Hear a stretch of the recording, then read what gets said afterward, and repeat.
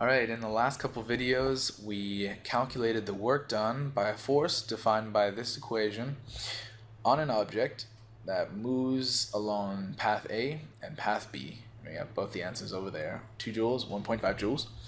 And we're going to complete the problem today. We're going to calculate the work done by the force on the object over path C. And if you've forgotten what the force looks like, it looks like this. Right, y in the I direction and 2x in the j direction. Right, so just so you know, so we're going to go along this path over here. Okay. Now, the path C is defined as a circle centered at Q, and more specifically, it's a quarter circle centered at Q. Okay, so we have the quarter circle centered at Q, and I'm going to redraw this picture so that we have enough space to work with. So we just have space. Alright, so I have here I have my x and y axes, and I have the path drawn. So this is, label this one x and this one y. And so we have a quarter circle centered at Q, and I'm going to draw a line that goes from the center of the circle to a point on the path. Ooh, that is not a line. It's not a line that I want to draw. Here we go. And this one, I could have drawn it anywhere. This just represents any point on this path here.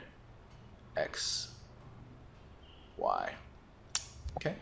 And let's see how we've defined or parameterized circles in the past is taken the origin to be the center, right? And then the angle between the horizontal and the line that we drew is going to be theta, and the distance, or the radius, is just r.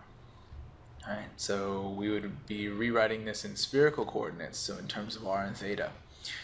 And if our circle is centered at the origin, which is not the case here, but if it's centered at the origin, our x is defined as r cosine theta,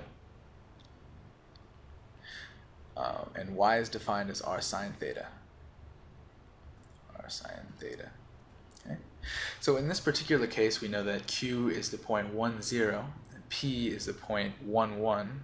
I should draw at least draw this one. Just to remind you of that. So in this case, r is equal to 1, so we don't really have to worry about r's, and they're gone. So yeah, this is what we would have if we parameterize a circle that is centered at the origin, and we'll see how this is different. So if our theta is equal to 0, right, we have the x direction here. I should draw the lines here. If we make a triangle here, this is simple trigonometry. There you go. If we make a triangle here, since this is the unit circle, the radius is 1. This is cosine of theta. This is sine of theta. Okay. Now, so if theta is 0, right, then our point here should be 0. Our x value should be 0. Right. So when theta is 0, our x value is going to equal the cosine of 0, which is actually equal to 1, not 0. Likewise, when our theta is equal to pi over 2, right, then we have x value equal to cosine of pi over 2. Well, that's 0, but it should be 1. Right? So we need to rewrite this expression. And since the values are flipped, you know, this one should be 1, or should be 0. X should be 0, but it's equal to 1 in this case. And this one should be 1, but it's equal to 0 in this case. I'm just going to take 1 minus cosine theta. So I'm going to draw that. So delete that, and this would be 1 minus cosine of theta. Draw that nicer. Oh yeah, so now when we take theta equal to 0, cosine of theta, or cosine of 0 is 1. 1 minus 1 is 0. Up here, when we take theta equal to pi over 2, then cosine of pi over 2 is 0. 1 minus 0 is 1. So that works out perfectly. So what we're doing for y, we've got to check to see if that works too. So when theta is equal to 0, our y value should be 0, and sine of 0 is in fact 0, so that's good. When our theta is equal to pi over 2, or 90 degrees, then our sine of theta should be 1. So, and sine of 90 degrees is in fact 1. So we have an acceptable parameterization for x and y. This is good. So now the next step is to define the position vector. So that will be r. That will be r. I'll do it down here, and I'll do it in this color. This is a nice color. R. In terms of theta, it's going to be equal to, and it's x in the I direction, so we have 1 minus cosine of theta in the I direction, plus sine of theta in the j direction. I don't know why I drew it that wide, but that's, it's cool.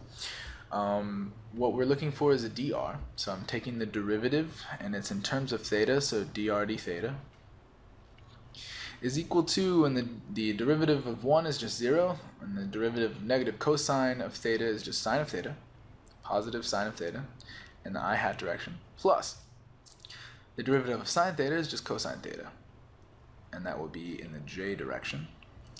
Multiplying both sides by d theta, do this to prepare. Multiplying both sides by d theta, I have an expression for dr, so all of this times d theta. The next thing, or the last thing that I have to do before I plug it into my equation is to rewrite f in terms of our theta, right? Putting a restriction on it, in essence, saying that r is along this path and defining x and y's. So what we have here is f of theta is equal to, and we have y in the I direction, y is equal to sine theta, so sine theta in the I direction, plus 2x in the j direction. X is 1 minus cosine theta, so we have a 2 times the quantity 1 minus cosine theta, and that would be in the j. Next, I gotta write my equation for work.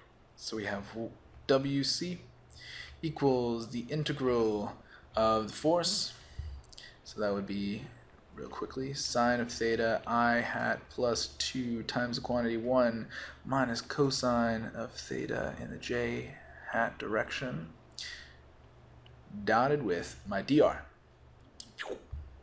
Different color. Dr is defined as sine theta I plus cosine theta j d theta. And we didn't talk about, I didn't actually write out the limits of integration, or the what theta is the domain of theta, but we did talk about it a lot. So we know that theta goes between 0, so theta is equal to 0, and pi over 2. Pi over 2. Okay? And that looks more like a cherry bomb than it does a 0. So there we go. So 0 and then pi over 2. Okay. All right, now let's, we're almost done. Let's take the dot product before we take the integral.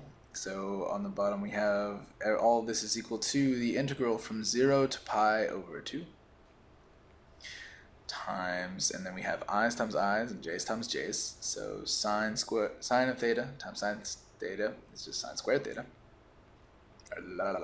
Tongue-tied.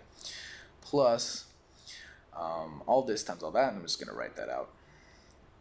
1 minus cosine of theta times cosine of theta. It's just these two. And then all this d theta. Okay.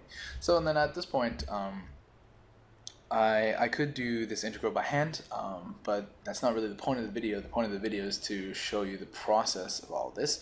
So I'm going to pull out the trusty calculator. So I want to take let's see where I put it. Let's do it this way. I want to take this integral right here.